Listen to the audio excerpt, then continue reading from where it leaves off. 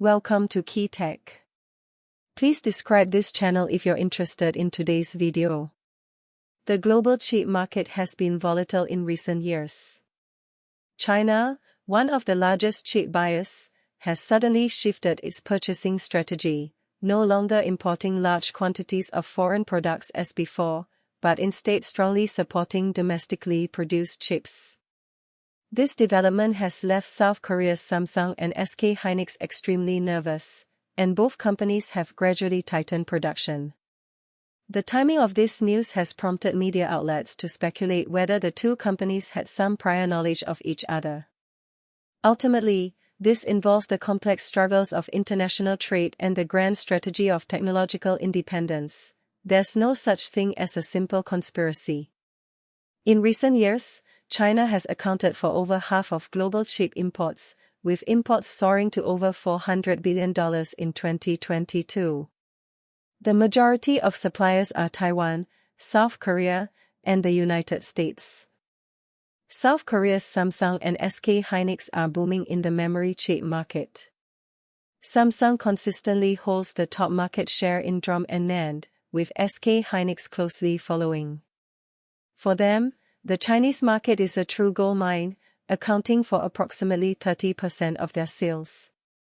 Since 2018, the United States has been targeting Chinese technology companies, first targeting Huawei and then expanding its scope to the entire semiconductor industry. In October 2022, the U.S. Department of Commerce issued new regulations banning the export of advanced chip equipment to China. This made China realize that relying solely on others for supply was too risky and that it needed to take matters into its own hands. The Chinese government immediately began promoting domestic production. By early 2023, policies encouraging companies to increase the use of domestically produced chips led to a rapid expansion of production capacity at companies like Yangtze Memory Technologies and Hefei Chongqing. Yangtze Memory's NAND flash memory technology leapt from 64 layers to 128 layers, and even higher, gradually seizing market share from Korean brands. Hefei Chongqing is also not far behind in the DRAM sector, with production increasing from a mere tens of thousands of wafers per month to over 100,000. Chinese companies' procurement orders are shifting towards these domestic manufacturers, leading to a decline in foreign chip sales. Data shows that in the first half of 2023, China's chip imports decreased by 15% year-on-year in volume and by 20% in value. This wasn't a one-time move, but a strategic adjustment aimed at reducing reliance on foreign countries and strengthening supply chain security. In South Korea, Samsung and SK Hynix are under immense pressure. In April 2023, Samsung publicly announced a 20% reduction in DRAM and NAND production, primarily due to sluggish market demand and excessive inventory buildup. SK Hynix followed suit, announcing in May that it would cut investment and postpone new plant construction plans. SK Hynix's factories in Wuxi and Dalian, as well as Samsung's Xi'an plant, originally dedicated to supplying the Chinese market, have recently seen a decline in orders, resulting in overcapacity. Samsung's memory business lost $4 billion in the first quarter of 2023, while SK Hynix also lost over $3 billion. The purpose of these production cuts is to stabilize prices and prevent further losses. At the time, the global chip market was slowly cooling from the peak of the pandemic. Demand was already weak, and China's even smaller purchases made the situation even more difficult. Foreign media immediately jumped on the news. Bloomberg reported in May 2023 that China's adjustments to its procurement strategy coincided with South Korea's production cuts, suggesting a subtle conspiracy. In 2023, smic's revenue increased by 10%, with domestic orders accounting for over 80%. Other manufacturers, such as Huawei Semiconductor, were also busy expanding production capacity, primarily targeting power devices and analog chips.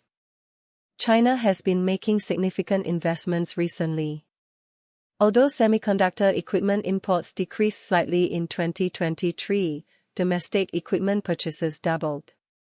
Companies like Nora and AMEC have full order books. South Korean companies haven't been sitting still, they've been moving quickly.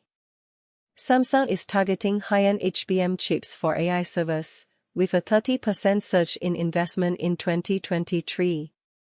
SK Hynix has teamed up with Nvidia to supply high-bandwidth memory, capturing a significant share of the emerging market. However, Chinese factories are facing significant challenges, as they account for over 40% of their production capacity. After capacity reductions in 2023, inventories will gradually be reduced, prices will rebound, and profits will begin to return in the second half of the year.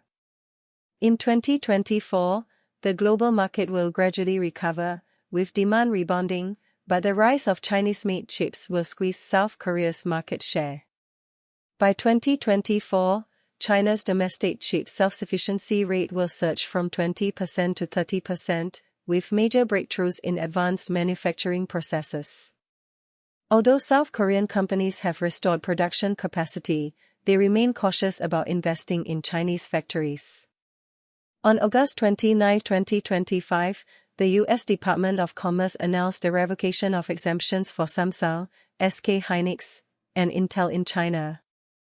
The previous unrestricted licensing requirements are gone, and individual equipment applications will now be required. The new regulations will take effect 120 days later, impacting Samsung's Xi'an factory and SK Hynix's Wuxi and Dalian factories. These factories primarily produce DRAM and NAND, controlling the majority of global production capacity.